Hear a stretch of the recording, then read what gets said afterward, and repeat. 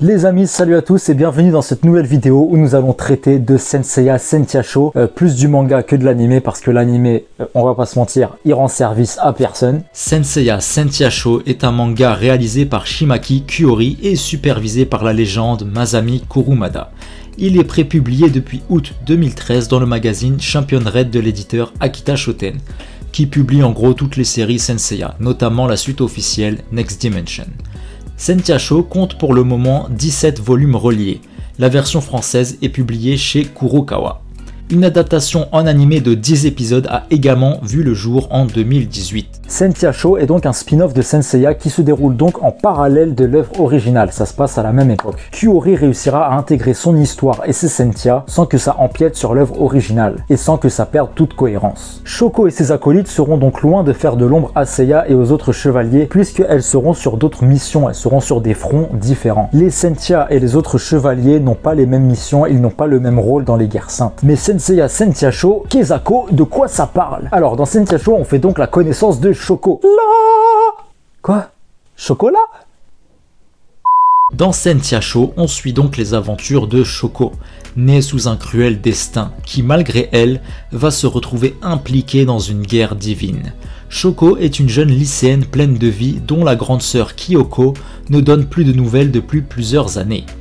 Bien que préoccupée par l'absence de sa sœur, qui est son modèle, l'adolescente vit un quotidien des plus banals, partagé entre sa vie de famille avec son père, avec qui elle pratique les arts martiaux, entre ses cours et ses virées entre copines, bref, une vie totalement banale. Pourtant, sa vie basculera où un jour comme les autres, elle parlera avec ses copines à l'école et là tout le monde sombrera dans un mystérieux sommeil. Tout le monde sauf elle. Shoko est alors attaquée par une femme au pouvoir surnaturel. Prise au piège, elle sera à la merci de son ennemi, mais elle est sauvée in extremis par une magnifique jeune femme mystérieuse portant une armure, et il s'agira de sa sœur Kyoko. L'ennemi battra en retraite. Shoko apprendra que sa sœur est devenue la chevalière du petit cheval, et qu'elle fait partie de la garde rapprochée de la déesse Athéna, qui s'est réincarnée dans le corps de Saori Kido, qui plus est, qui est une fille inaccessible et très populaire de son école. Sa garde rapprochée est uniquement féminine. On les appelle les Sentia. Néanmoins plus tard, à peine elles s'étaient retrouvées, les deux sœurs seront séparées, car lors d'un combat, Kyoko se sera sacrifiée pour sauver Shoko, qui devait devenir le réceptacle de la déesse de la discorde, Eris. Shoko fera tout pour libérer sa sœur et rejoindra les Sentia, en portant, comme en hommage à Kyoko, son armure, celle du petit cheval, a.k.a. Eculus. Le début de l'histoire de Sentia Show se déroule donc avant le fameux tournoi galactique. Et au fil des tomes, Kuyori fera le lien avec l'histoire originale petit à petit. Et de la plus belle des manières, puisqu'elle nous permettra de découvrir ou redécouvrir certaines scènes du manga original avec toujours une valeur ajoutée, une plus-value, etc. On redécouvrira donc certains événements du manga sous un point de vue différent, ce qui est très intéressant. On a également par exemple une rencontre entre Shoko et Seiya juste avant que Seiya ne parte pour le tournoi galactique et affronte Shiryu. Shoko sera par exemple pendant ce combat-là dans les tribunes et encouragera Seiya de toutes ses forces. Parce qu'elle le kiffe un petit peu, on va pas se mentir. En même temps, Seiya, c'est le mâle alpha. On verra également le rôle des Sentia pendant la bataille du sanctuaire. Elles ont joué un rôle qui ont permis aux chevaliers de bronze de pouvoir accomplir leur mission tranquillement. La plus grande nouveauté dans cette série, donc, c'est que les chevaliers principaux sont des femmes. Dans la série originale, il y avait énormément de chevaliers femmes, mais elles étaient contraintes de porter un masque. Et les Sentia, c'est pas le cas. Les Sentia n'ont donc pas besoin de porter de masque vu le rôle de leur mission et ce sont la garde rapprochée de Athéna qui est tenue secrète. Personne ne les connaît, les Sentia. Personne ne les voit en général. Et après, on va pas se mentir, hein, c'est compliqué de vendre un manga où toutes les héroïnes sont masquées, etc.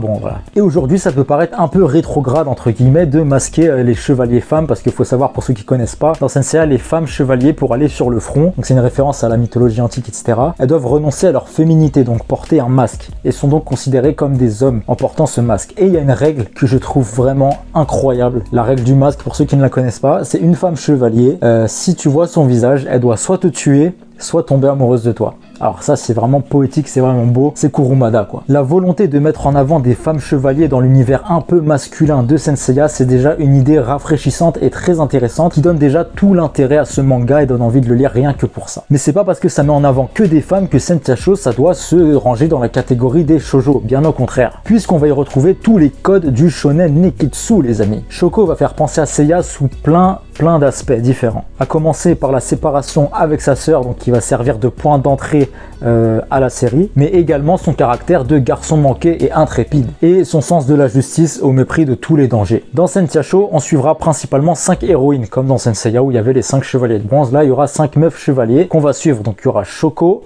Mi, Xiaolong, Katia et Elda. Et je vais pas vous mentir, au début de Senseiya Show, je trouvais les 4 autres Senseiya assez fades. Je les trouvais insipides, je les aimais pas trop, j'avais du mal avec elles, je trouve qu'elles manquaient de charisme, etc. Mais je me suis trompé, puisque petit à petit, elles vont avoir de la profondeur, leur histoire sera développée, leur charisme va grandir et on va s'attacher à elles également, de par leur background, etc. avec des flashbacks, tout ça. Enfin, vous verrez ça tout à l'heure. Bon, ça c'est vraiment le pitch de base de Senseiya Show, mais petit à petit le manga il va se développer et nous ramener vers plein d'histoires différentes, où la déesse Eris ne sera pas la seule ennemie. Et oui, parce que Arès refera encore son apparition sous une forme différente. Il n'y aura pas que Eris comme problème. On aura également l'apparition de plein d'autres personnages que par exemple on peut voir dans Next Dimension comme Artemis, qui ici ne sera pas du tout un ennemi mais une alliée. Mais j'en dirai pas plus. Le manga va donc prendre un vrai chemin vraiment stylé, contrairement à l'animé, parce que l'animé, on va pas se mentir, il a tout niqué. Après, si on peut tirer du positif quand même de l'animé, je dirais les musiques. Forcément, c'est du Senseiya, donc il y a des musiques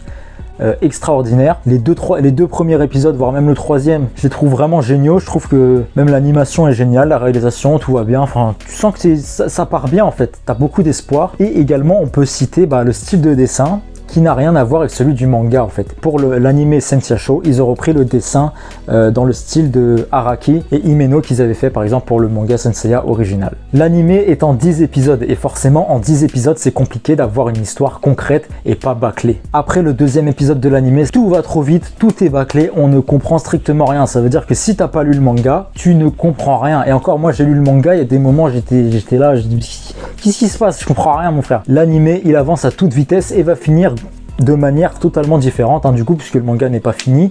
Le manga prend fin, l'anime prend fin, grosso modo, au niveau du tome 7 du manga. Ils ont fait une fin chelou, en plus, j'ai rien compris. Et je sais que je suis pas le seul d'ailleurs. Et ce qui est dommage, c'est qu'il y avait tellement de potentiel de faire un truc de fou. Surtout que l'arc en cours dans le manga, c'est le meilleur pour l'instant. C'est vraiment lourd de ouf. Si vous n'avez pas lu le manga, croyez-moi, lisez Senseiya Show. Ne vous fiez pas à l'anime, c'est de la merde. L'anime, lui, va délaisser certaines Senseiya, il va délaisser certaines scènes très importantes qui sont dans le manga, qui aident à la compréhension de l'histoire tout simplement. Les personnages ils seront pas développés. Je pense notamment il y a des Senseiya, c'est Elda dans l'animé, on sait pas c'est qui, elle débarque du jour au lendemain, elle débarque sur le champ de bataille comme ça, on n'a pas vu qui elle est avant, elle débarque avec sa moto là, elle débarque dans le temple de Eris, en roue arrière, elle a on sait pas c'est qui, elle débarque sur le champ de bataille comme ça, il faut sauver la princesse Saori. Mais t'es qui? Qui êtes-vous madame? Qui êtes-vous? Faut pas rester ici, faut vous en aller, on sait pas qui vous êtes, cassez-vous de là. Ceux qui n'ont pas lu le manga, ils devaient se dire mais c'est qui cette meuf? Qu'est-ce qui En plus, ils lui ont fait un design un peu chelou, parce que dans le manga, elle est très belle. Dans l'anime, elle dirait Jabou, j'ai pas compris. Ah oui, quand même, dans l'anime, ils ont voulu faire genre un petit suspense aussi. C'est-à-dire qu'à la fin du 10e épisode, après le générique de fin, t'as une scène de 20 secondes où tu vois Arès qui est encore vivant. Il est là avec son armure pourpre, etc. Argenté et pourpre. Il est là comme ça, il fait le beau, il fait le coq. Elle dure 5 secondes cette scène, c'est juste pour, on va pas se mentir, c'est pour nous vendre de la figurine de Arès avec cette armure de ouf. La figurine aujourd'hui coûte 200 balles, elle est magnifique. Bandai, prenez mon argent, ça a marché, on va pas se mentir, ça a marché, la figurine est trop belle, j'ai même envie de l'acheter. Malheureusement, elle est en rupture de stock partout, ça m'emmerde. Il faut savoir aussi que Shimaki Kiyori s'est même excusé sur son compte Twitter de la piètre qualité de l'anime. Je pense que ça l'a fait chier, parce que je pense qu'elle sait que son manga est ouf. Et tous ceux qui lisent Senseiya Show savent que le manga est ouf, et quand tu vois l'anime, Et c'est dommage, car beaucoup peuvent juger Senseiya Show à travers cet animé qui laisse à désirer, alors que le manga, lui, est remarquable, je dirais même sublime. Déjà, les dessins, il faut en parler parce qu'ils sont vraiment beaux, agréables. Fidèle à Senseiya, on aura plein de super attaques, ce qui va encore offrir un enchaînement d'images spectaculaires. Bien qu'en noir et blanc, on a l'impression de voir scintiller les attaques ainsi que les armures. On aura l'impression qu'elles brillent.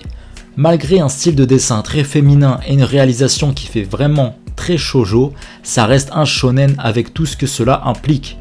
On peut même qualifier ça de, entre guillemets, shoujo pour mec, je sais pas, je pose la question. Sentiacho plaira autant aux filles qu'aux garçons et avoir trouvé le juste milieu entre les deux, c'est très très fort. Le manga est génial, mais malgré tout, Sentiacho peut se manger certains reproches, notamment de la part des fans de Saint-Seiya de la première heure, qui vont reprocher ce côté entre guillemets recyclage de Saint-Seiya où tu retrouves toujours les mêmes schémas, les mêmes archétypes, etc.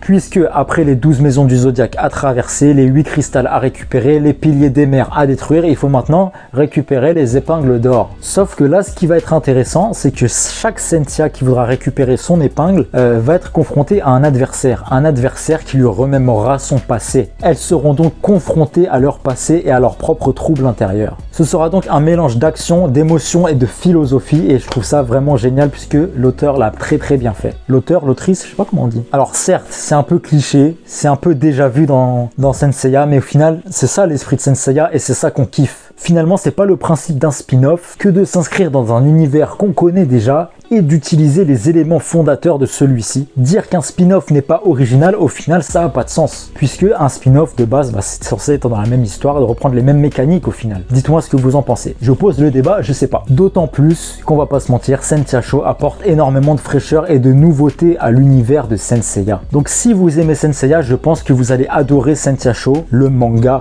pas l'animé, puisque le scénario et la narration sont extrêmement bien développés et cohérents avec l'œuvre originale. On apprend plein de petits trucs en plus. Et surtout, si vous ne connaissez pas Saint-Seiya, vous ne connaissez rien du tout à Saint-Seiya, je trouve que Sentiacho, c'est une porte d'entrée idéale pour rentrer dans l'univers de Saint-Seiya. Ça veut dire que vous allez tout comprendre si vous lisez le manga Sentiacho, même si vous ne connaissez pas Saint-Seiya. Ça va vous mettre dans le bas de Saint-Seiya et derrière, vous aurez envie de lire toutes les autres, l'œuvre originale et tous les autres spin-offs de Saint-Seiya. Donc voilà les amis, c'était tout pour cette petite vidéo sur Sentiacho. Dites-moi en commentaire ce que vous en pensez du manga, parce que l'animé, je pense que beaucoup de gens sont déçus de l'animé, mais le manga, je sais qu'il est énormément apprécié à sa juste valeur parce qu'il est vraiment génial. Dites-moi en commentaire ce que vous en pensez et dites-moi en commentaire quelque chose qui m'intéresse également. Et vous, avez-vous déjà ressenti la Cosmo Énergie?